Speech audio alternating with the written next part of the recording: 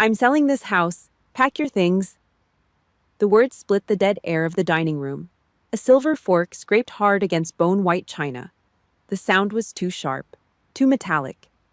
It echoed in my skull exactly like a spent 5.56 brass casing hitting a concrete floor. My steak knife stopped moving, halfway through a piece of medium-rare ribeye that suddenly looked like torn muscle. I didn't gasp. I didn't drop my hands. My eyes instinctively bypassed the man who just spoke and scanned the blind spots in the room. First the dark mahogany doorway leading to the hall. Then the heavy velvet drapes masking the floor-to-ceiling windows. Clear, no immediate physical threat. Finally, my gaze locked on Daniel.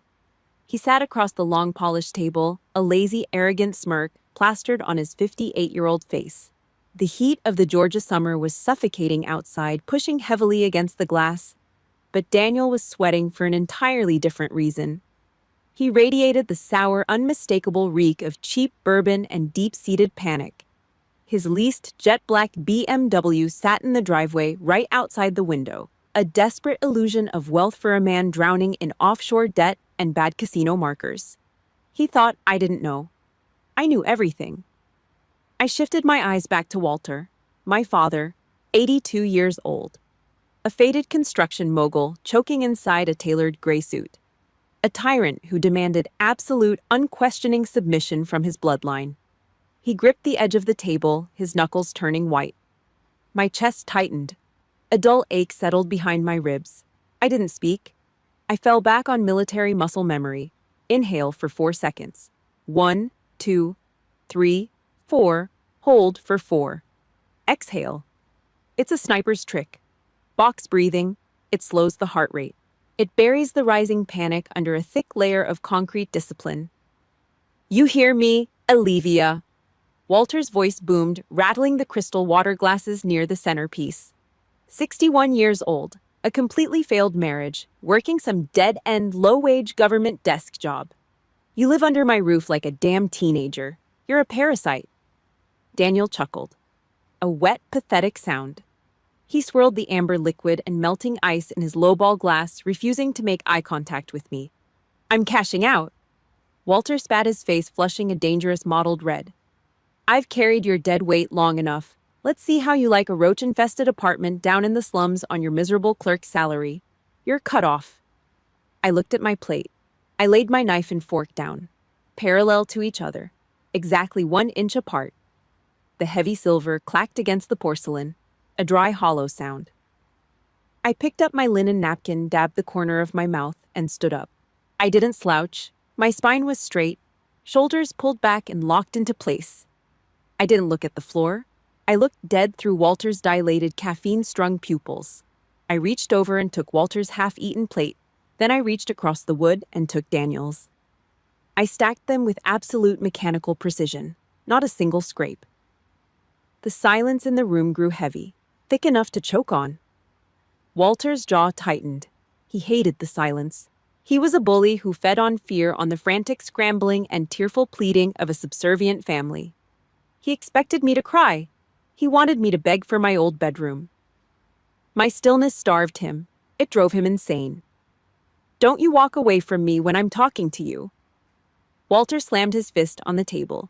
I turned my back and walked toward the kitchen. The ceiling fan chopped at the heavy, humid air, pushing the sweet, thick scent of magnolia blossoms through the screen door. But as I pushed through the swinging kitchen doors, my brain misfired. The present faded out. Suddenly, I wasn't in a wealthy Savannah suburb anymore. I smelled the sharp chemical sting of iodine and bleach, the rusted metal of a makeshift field clinic in Fallujah, the metallic tang of fresh blood baking in the Iraqi dirt. I heard the deafening chop of medevac rotors. I saw the faces of kids Marines barely out of high school, taking jagged pieces of shrapnel in the chest just to keep me breathing. I had watched men bleed out on dirty canvas cots without making a single sound. They died for a flag. They died for the person standing next to them. Compared to that, Walter's threat was a featherweight. But it still hurt. It was a cold, jagged gut punch. It bled because the hand holding the gun shared my DNA. A father throwing his daughter out onto the street just to finance his bankrupt golden boy son. He looked at my faded gray blazer and saw a loser. He had no idea he was looking at a woman who carried the weight of national security protocols in her briefcase. 10 days later. The yellow eviction notice was taped securely to my bedroom door. Official county seal. 30 days to vacate the premises. The paper felt cheap and grainy against my calloused fingertips. I stood in my room looking at the neatly folded stacks of plain, unremarkable civilian clothes on my bed. My cover was perfect. Too perfect. My phone vibrated on the wooden nightstand. Daniel's name lit up the cracked screen. I picked it up and swiped the green icon. I didn't say hello, I just listened to the dead air on the line. Look, Liv. Daniel's voice leaked through the speaker, dripping with fake sympathy and real condescension. Dad's really pissed this time. You pushed him too far. But I talked to him. If you come down here, get on your knees, and actually apologize for being a stubborn bitch, your whole life maybe he'll let you rent a room in the basement. Think about it. You can't afford rent anywhere else in this city. I stared at the eviction notice in my hand. The ink was bold and black. Have you ever been pushed to the edge by the very people you bled for? If you know this kind of betrayal, hit the like button, subscribe, and drop the word "survived" in the comments. Tell me where you're listening from and what time it is right now. We all have scars. Let's count them together. I didn't raise my voice. I didn't let a single ounce of anger bleed into my throat. I folded the yellow paper down the middle. I ran my thumb along the crease, pressing it until the paper's edge was razor sharp. I folded it again into a perfect rigid quarter. I slid it into the inner pocket of my faded gray blazer. Talk to my lawyer, Daniel. I ended the call. Tossed the phone onto the bed. The defensive perimeter was officially breached. It was time to return fire. The barcode scanner at Register 4 emitted a sharp electronic chirp, a sound like a flatlining heart monitor. The Piggly Wiggly supermarket hummed with failing fluorescent lights and the dull drone of industrial refrigerators. Savannah's summer heat leaked through the automatic glass doors every time they slid open, bringing the heavy, suffocating stench of hot asphalt and exhaust fumes. I stood at the end of the checkout lane. The cashier, a girl barely out of her teens, chomping on blue bubble gum, dragged my frozen dinners across the laser. Her eyes flicked upward. They dragged slowly over my clothes. She took in the faded, off-the-rack gray blazer, the scuffed toes of my sensible black shoes, the severe lack of jewelry. I watched the calculation happen behind her eyes in real time. She saw a broke, middle-aged woman buying high-sodium trash just to survive the weekend. Paper or plastic, hon? She asked. The pity dripped off the word hon like sour milk. Plastic. Thank you. She bagged the items. As she handed them over, she sighed, shaking her head just a fraction. A pathetic little cluck of the tongue. Poor Mrs. Hodge. That was the whisper echoing around this small, suffocating town. They talked about it in the church pews on Sunday. They gossiped in the hardware store aisles, kicked to the curb by her own father, replaced by the son. I handed her a crisp $20 bill. She dropped a few coins into my open palm. I slid the change into my pocket. My face remained entirely blank. Not a single muscle twitched. Naval intelligence beat a very specific rule into my skull decades ago during interrogation resistance training. You never correct the narrative for unauthorized personnel. Let them assume. Let them build their false reality. Let this girl think I was a pathetic failure. She did not need to know that 12 hours ago, sitting in a dark, soundproof room on a secure satellite line, I authorized a drone strike and a high-risk mine-clearing operation halfway across the globe. I picked up my plastic bags. I walked out into the blinding Georgia heat. 2 hours later, the air inside Patricia Hale's law office smelled like scorched Folgers coffee and decaying paper. Her office sat above a struggling pawn shop on Bull Street. The wooden floorboards groaned under my weight. Dust motes drifted lazily in the slats of harsh sunlight cutting through the cheap plastic blinds. Patricia sat behind a massive scarred oak desk, 73 years old, skin like wrinkled parchment, eyes like crushed glass. She took a long, slow drag from a Pall Mall cigarette. The ash grew dangerously long, hovering over a pile of legal briefs. She did not look like a high-powered corporate defense attorney. She looked like a relic.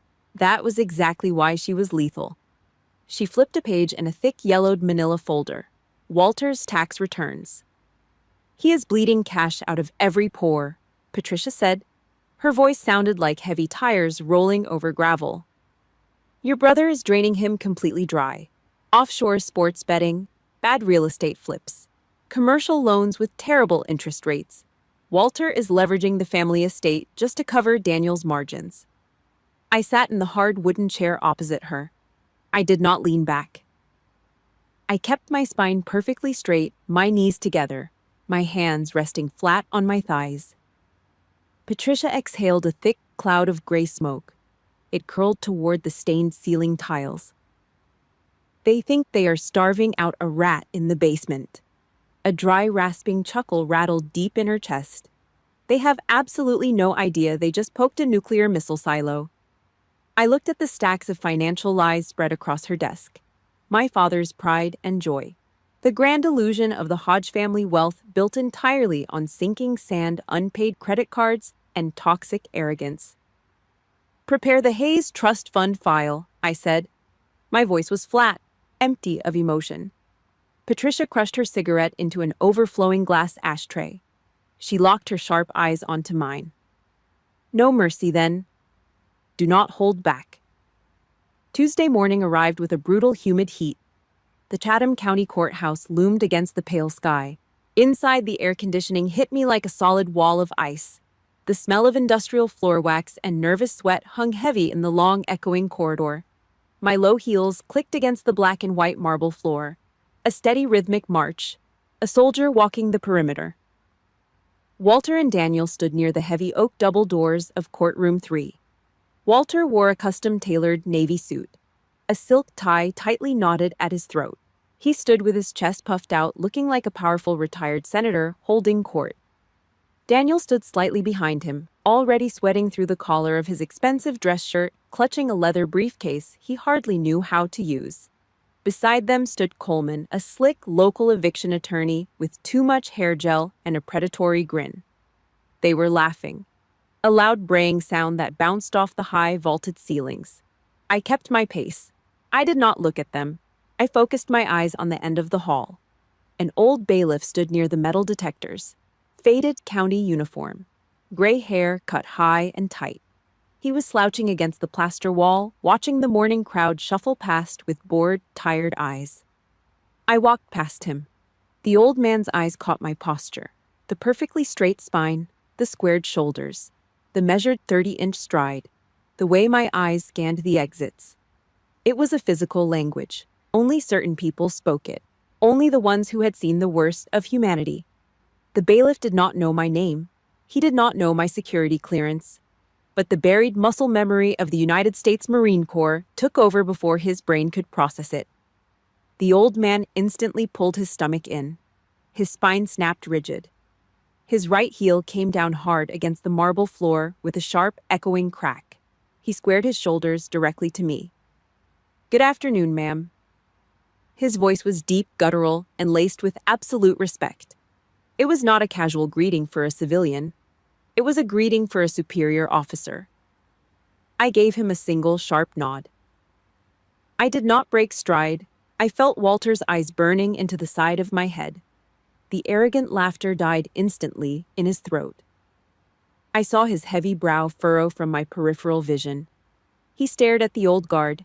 He stared at my cheap, worn gray blazer. He could not compute the math.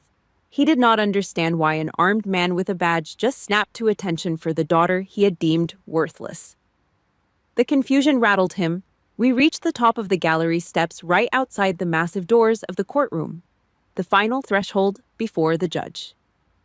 Walter stepped into my path, blocking the heavy wooden door. He adjusted his expensive cuffs.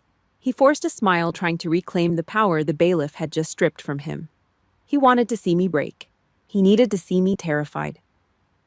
I hope you found a comfortable bridge to sleep under tonight. Walter sneered, his voice dripping with venom. Because after today, you are completely done. I stopped. I stood 12 inches from him. I did not argue. I did not defend myself. I looked straight into his eyes. His pupils were blown wide, vibrating slightly from too much caffeine and masked anxiety. The pulse in his neck fluttered erratically. He was weak. He was a loud, empty vessel making noise to hide the hollow space inside. I inhaled. 4 seconds. I held it. 4 seconds. Go inside, Walter. I did not wait for his response. I stepped around his frozen frame, pushed the heavy oak door open, and walked into the courtroom. Courtroom 3 smelled like lemon wood polish, damp wool, and cheap cologne. The overhead air conditioning unit rattled behind a rusted metal grate, a steady mechanical hum that swallowed the sound of people breathing. I sat at the heavy oak defense table. My hands rested flat on the scratched wood. Attorney Coleman paced in front of the judge's empty bench. His patent leather shoes squeaked against the hardwood floor. He was putting on a show for the crowded gallery behind us. He wore a gray suit that was a little too tight across the shoulders, and his hair was slicked back with a gel that looked wet under the harsh fluorescent lights. Your Honor is not present yet, Mr. Coleman. The court reporter muttered, her fingers hovering over her steno machine. You can stop practicing. Coleman smirked and adjusted his tie. He walked back to the plaintiff's table. Walter sat there looking like a tragic victim painted by a master artist.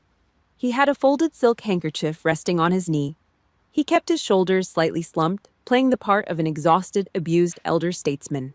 Daniel sat next to him, chewing aggressively on his thumbnail, his leg bouncing up and down under the table in a rapid, nervous rhythm. I did not look at them. I kept my eyes fixed on the empty leather chair behind the high wooden bench. The gallery was packed, mostly local bottom feeders hoping to buy foreclosed properties. But in the far back corner, partially hidden by the shadow of the heavy double doors, sat Frank Morrison. Frank was 71, a double amputee from the Ia Drang Valley. He sat in his battered wheelchair, wearing a faded olive drab jacket with a VA patch sewn onto the shoulder. He had dragged himself out of his house, navigated the broken city sidewalks, and wheeled himself into the back of this courtroom just to be here. I did not wave to him. I did not smile. But I saw his hands gripping the metal rims of his wheels. His knuckles were bone white. His jaw was clenched so hard the muscle ticked under his skin. He knew exactly what I had done for this country. He knew what it cost. And he was sitting there forced to swallow the bitter pill of watching a local slimeball lawyer treat me like garbage. The heavy wooden door behind the bench clicked open. All rise, the old bailiff barked. His voice echoed off the high vaulted ceiling. The room scraped and shuffled as everyone got to their feet. Judge Arthur Whitmore walked in. He was a tall, broad-shouldered man in his late 60s. The black judicial robe draped over his frame, but it could not hide the rigid, unyielding posture of a man who had spent 3 decades in the United States military. His silver hair was cut close to the scalp. His face looked like it had been carved out of granite with a dull chisel. He climbed the short steps, stood behind his chair, and gave the room a single sweeping look. Be seated. The crowd dropped back onto the hard wooden pews. Whitmore sat. He pulled a pair of reading glasses from his breast pocket and slid them onto his nose. He opened the thick manila folder on his desk. The room went dead silent. The only sound was the harsh rattle of the AC unit and the dry rustle of heavy paper turning. Docket number 429er. Whitmore read, his voice a low, gravelly rumble. Walter Hodge seeking an order of eviction against... He stopped. His finger paused halfway down the page. The courtroom held its breath. Whitmore looked up from the file. He lowered his chin, peering over the top rim of his glasses. His eyes swept past Coleman. They bypassed Walter's tragic, downturned face. They ignored Daniel's bouncing leg. His gaze locked onto me. It was a split-second assessment. A predator recognizing another predator in a room full of livestock. He took in the cheap frayed gray blazer. He took in my posture, the perfectly aligned spine, the squared shoulders, the hands resting flat and still. He saw the cold, dead calm in my eyes. It was a look you could not fake. It was a look you only earned by watching people die. Whitmore's hard mouth twitched. A micromillimeter of a smirk. He knew. He didn't know my rank. He didn't know my clearance level. But he smelled the gunpowder and the discipline. He recognized his own kind. I did not smile back. I blinked once, slow and deliberate.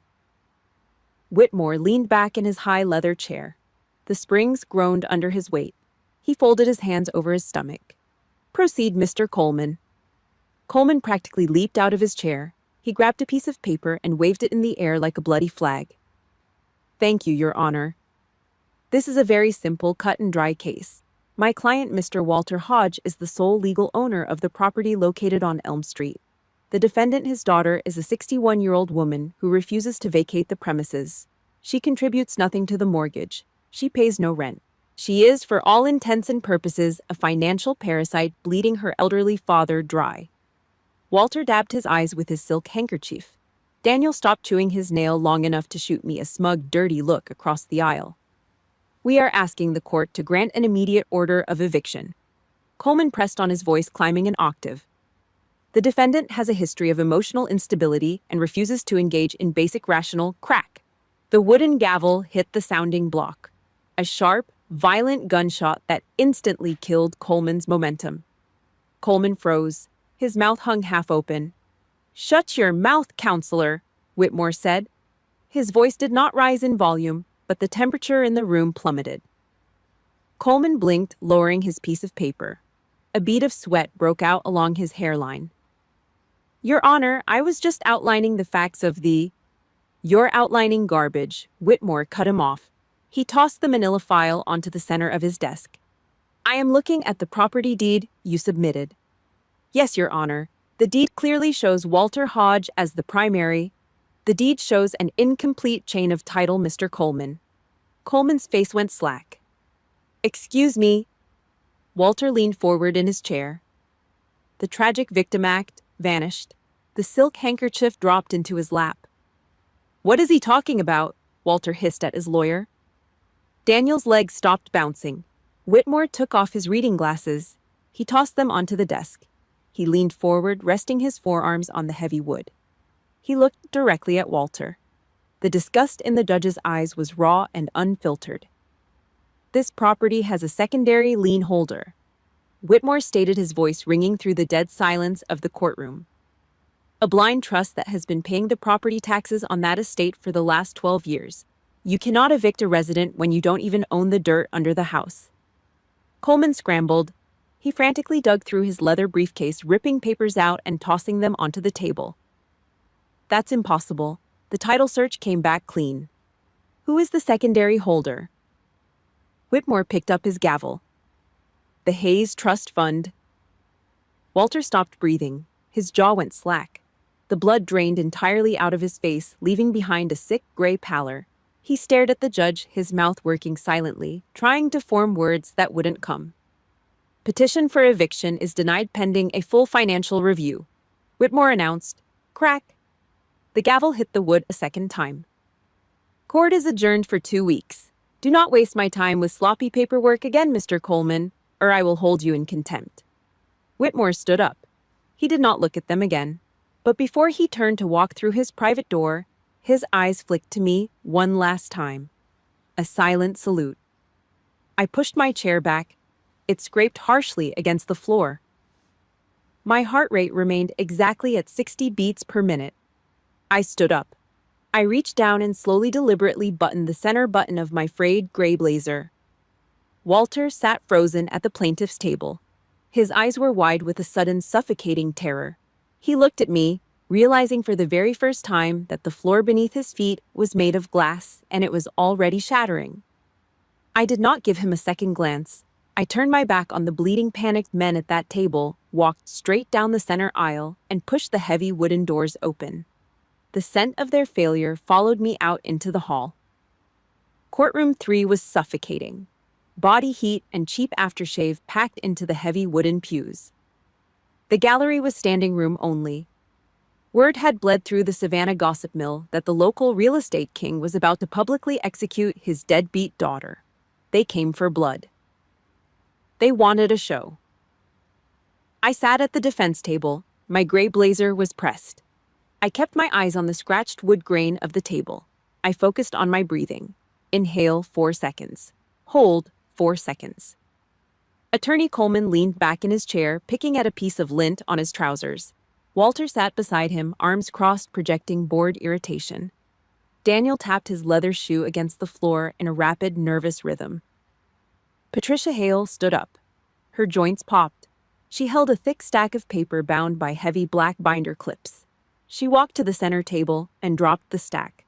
The sound was a dull, heavy thud. It echoed over the low hum of the ceiling vents.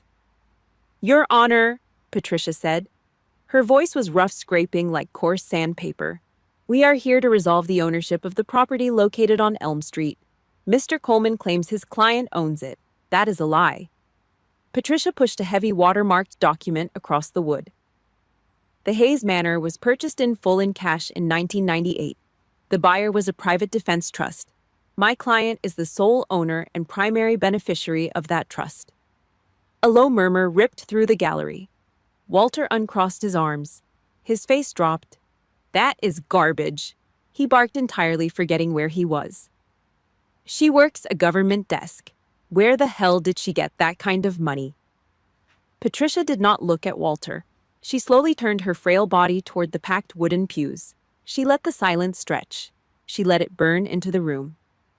For the past 31 years, Patricia said, her voice dropping an octave, carrying to the very back wall, my client has served in the Office of Naval Intelligence. She has operated in theaters of war that do not exist on civilian maps. The air sucked out of the room. Patricia looked dead at Walter. "Allow me to introduce the sole owner of your house, active duty Rear Admiral of the United States Navy, Olivia Hodge." Complete clinical silence. In the back corner, near the heavy oak doors, the old bailiff reacted. His spine locked. His heavy boots hit the marble floor. He snapped to rigid attention, his hand locked to the seam of his trousers. He did not move. He did not breathe. Daniel staggered backward. His expensive leather shoes slipped on the polished floor. His hip slammed hard against the wooden railing separating the gallery from the floor. The color drained from his face, leaving him looking like a sick, terrified child. Walter froze. His jaw hung loose. His eyes darted from Patricia to the judge to me. He looked at the frayed cuffs of my gray blazer, the cheap shoes, the lack of jewelry. The brain behind his eyes short-circuited, entirely unable to process the math. He had spent his entire life hunting for power, and he never realized he was sharing a dinner table with it. Judge Whitmore picked up the heavy file. He broke the red wax seal. He read the first page, his face hardening into a solid block of stone. "Due to classified military protocols." Whitmore said, his voice flat, "This court will seal the operational history contained in this folder. However, the civilian financial records are a matter of public record. Counselor, proceed." Patricia picked up a stack of single sheets. "You called my client a parasite," Patricia rasped. She peeled the top paper off. She slapped it onto the wood. Smack. 2004, Memorial Hospital, Oncology Wing, $120,000 paid in full for the late Mrs. Hodge, paid by the Hayes Trust. Walter's hand started to shake. Patricia peeled the next paper. Smack. 2008, a $40,000 marker at the Beau Rivage Casino in Biloxi. Paid in cash to keep a loan shark from breaking Daniel Hodge's legs. Paid by the Hayes Trust. Daniel grabbed his chest, his breathing shallow and rapid. He looked at the floor, unable to lift his head. The crowd in the gallery began to whisper.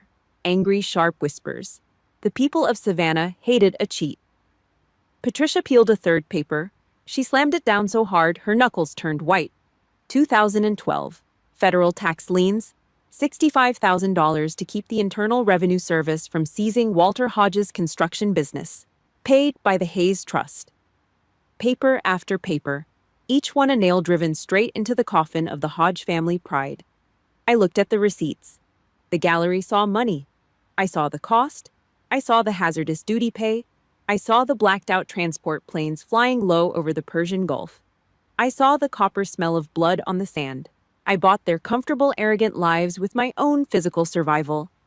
I paid for Daniel's gambling addiction with the money I earned watching 18-year-old kids bleed out on stretchers. Walter could not stand. He gripped the edge of the plaintiff's table. His knuckles were raw and white. His expensive custom suit looked 3 sizes too big on his suddenly shrunken frame. The tyrant was dead. Only a hollow, terrified old man remained. The courtroom was so quiet you could hear the blood pumping in your own ears. Walter slowly turned his head. His eyes were bloodshot, swimming with a mixture of total humiliation and desperate confusion. His lips trembled.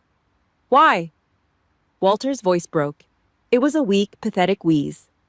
You let me pay for your groceries. You let me treat you like... Why did you hide it from me? I did not shift in my chair. I did not raise my chin in victory. There was no victory here.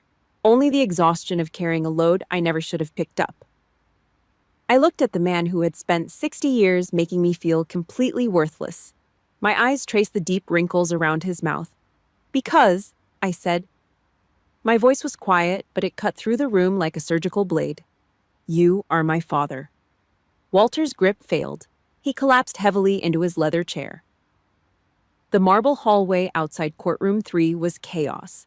Local reporters shoved recorders and cheap microphones over the wooden banister. The heavy double doors slammed shut behind me, cutting off the low, panicked hum of the gallery. Flashbulbs went off in rapid succession, blinding bursts of white light bouncing off the stone walls. Admiral Hodge, a reporter shouted, elbowing a bailiff. Is it true your father tried to evict you from a property you bought with military hazard pay? I did not break stride. I kept my eyes focused straight ahead. I pushed through the heavy glass doors leading out to the courthouse parking lot. The heat hit me instantly. A thick, wet blanket of Georgia summer air. Daniel was waiting by the front steps. His leased BMW was parked illegally in the loading zone. His tie was ripped loose. His expensive dress shirt was soaked with sweat under the armpits. He looked like a man who had just watched his entire fake reality burn to the ground. You set him up, Daniel hissed, stepping into my path. His voice was ragged. He pointed a shaking finger at my face. You let him walk into that courtroom looking like a fool. You made him look weak. Why didn't you just tell us you had the money? I stopped. I did not square my shoulders. I did not need to. I just looked at him. I looked at the dark bags under his eyes, the desperation leaking out of his pores. Did you ever ask where the 40 grand for the Biloxi casino came from, Daniel? I asked. My voice was flat, barely above a whisper. Or did you just cash the check so you could keep playing pretend? Daniel's mouth opened. No sound came out. He knew. Deep down in the ugly, selfish part of his brain, he had always known the money didn't come from Walter's failing construction business. But ignorance was comfortable. Ignorance kept him in tailored suits. His knees buckled. Not a dramatic collapse, just a slow, pathetic failure of muscle. He hit the hot asphalt of the parking lot, his hands flat on the blacktop. He did not look up. The successful businessman was gone. Only a broke, middle-aged addict remained kneeling in the dirt. I walked around him and got into my car. Walter did not return to the Hayes Manor. His pride could not survive the humiliation. He packed a single suitcase and rented a cheap weekly motel room out on Highway 80. A place that smelled like stale cigarette smoke, mildewed carpets, and pine sol. He was stripped of his audience, stripped of his power. He had spent 82 years feeding on the fear and respect of his family. Now he was entirely alone in a room with peeling wallpaper and a buzzing neon sign flashing through the thin curtains. The human body can only process so much toxic shame before the internal plumbing simply gives out. The stroke hit him 3 days later. Sometime around 2 in the morning. A massive clot in the left hemisphere of his brain. Memorial Hospital smelled like rubbing alcohol, bleach, and bad coffee. I stood in the doorway of the intensive care unit. The overhead fluorescent lights buzzed with a low, annoying hum. The heart monitor beeped in a steady synthetic rhythm. I walked into the room. I was not wearing my faded gray blazer. I was wearing my service dress blues, the heavy navy fabric. The gold stripes on the sleeves, the ribbons stacked on my chest. I wore it because I had just come from a briefing at the naval base. But standing in this sterile room, the uniform felt heavier than it ever had. Walter lay in the center of the bed. He looked tiny, shrunken. The massive, booming tyrant who had slammed his fist on my dining room table was gone. He was just a frail 82-year-old man drowning in white hospital sheets. A clear plastic oxygen tube looped under his nose. A maze of IV lines fed into his bruised, paper-thin arms. His eyes were closed. His chest rose and fell in shallow, jagged jerks. I stood at the foot of the bed. I didn't say anything. I just watched the monitor trace the electrical signals of his failing heart. Walter stirred. His eyelids fluttered. They opened slowly, fighting against the heavy sedation. His cloudy, bloodshot eyes drifted around the sterile room before locking onto me. He stared at the gold stripes on my sleeves. He stared at the rigid posture, the uniform of a United States admiral. The right side of his face sagged, paralyzed by the stroke, but the left side broke. A single tear escaped his eye, cutting a slow path through the deep wrinkles on his cheek. It wasn't a tear of physical pain. It was the crushing weight of absolute regret. He tried to lift his right hand. It barely twitched. He lifted his left hand instead, his liver-spotted fingers trembling violently as he reached across the starched white blanket. He reached for my sleeve. I stepped closer to the side of the bed. I did not pull away. His cold, bony fingers brushed against the heavy wool of my uniform. He gripped it weakly. His breathing turned ragged. He swallowed hard, struggling against the dry tube in his nose. "I'm sorry." His voice was a broken rasp, a dry leaf scraping across concrete. "I punished you." Walter wheezed, his eyes welling up with more tears. "I punished you because you became everything I couldn't." I stared down at him. The military discipline, the box breathing, the years of suppressing trauma in active war zones. None of it worked in this room. The armor cracked. The little girl who just wanted her father to look at her without disappointment bled right through the navy blue fabric.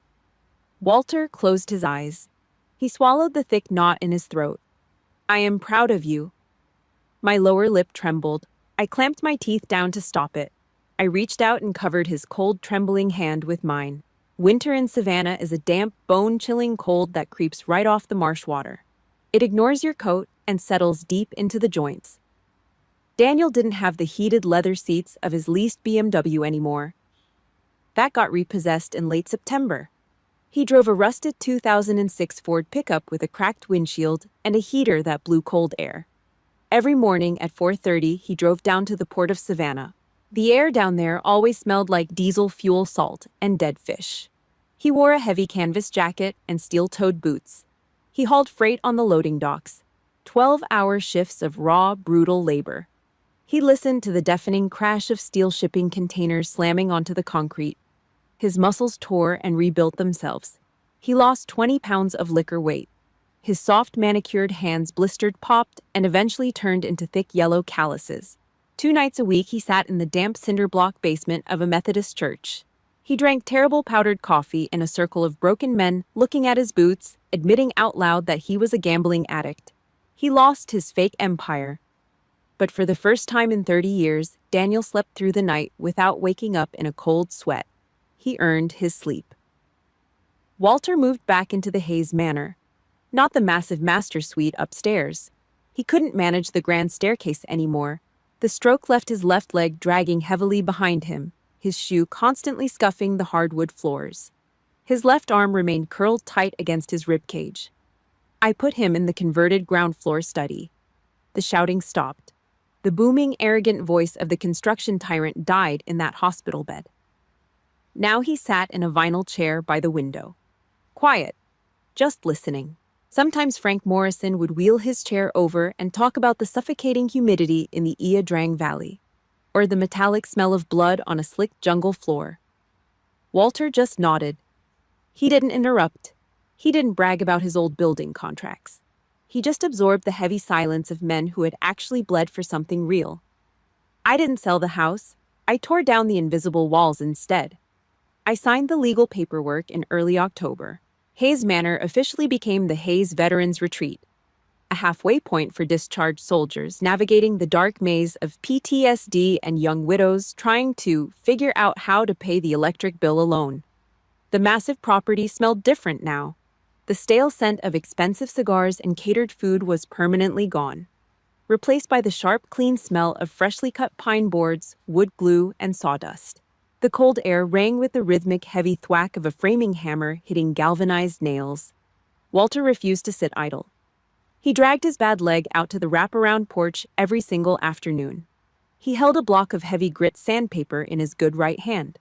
He spent hours scraping the decades of thick, baked-on rust off the wrought iron railings. The iron dust coated his fingers. His knuckles cracked and bled. The freezing wind made his eyes water constantly. But he didn't stop. He didn't ask for pity or a glass of water. He was grinding away his guilt through raw physical labor. He was finally putting his stubborn pride in the exact right place, serving the people who had fallen apart so he could earn his right to live in peace. Veterans Day arrived with a pale golden sun hanging low in the sky. We gathered in the backyard under the massive branches of the old oak tree, draped in thick, gray Spanish moss.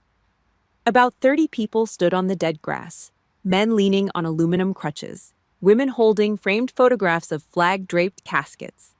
Walter stood up from his folding chair. He leaned heavily on a four-pronged aluminum cane. His breath plumed white in the cold air. The stroke made his jaw slack, making it incredibly hard for him to form the words. But he refused to sit down. He looked at the quiet crowd, then he looked directly at me. "My daughter," Walter rasped. His voice shook violently, but the volume held steady. "My daughter spent her entire life protecting people who did not deserve it. People who treated her like dirt. Me included." He swallowed hard. His knuckles turned pure white on the foam handle of his cane. "She is the strongest person I have ever known. And I wasted my entire life being too stupid and too proud to admit it. I am a small, foolish man. She is a giant." He dropped his chin to his chest. A single tear broke loose and hit the dry winter grass.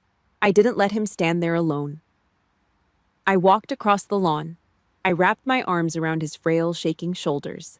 The heavy wool of my sweater pressed against his worn flannel shirt. He leaned his head against my shoulder and let out a long, ragged breath. He surrendered. The applause started slowly.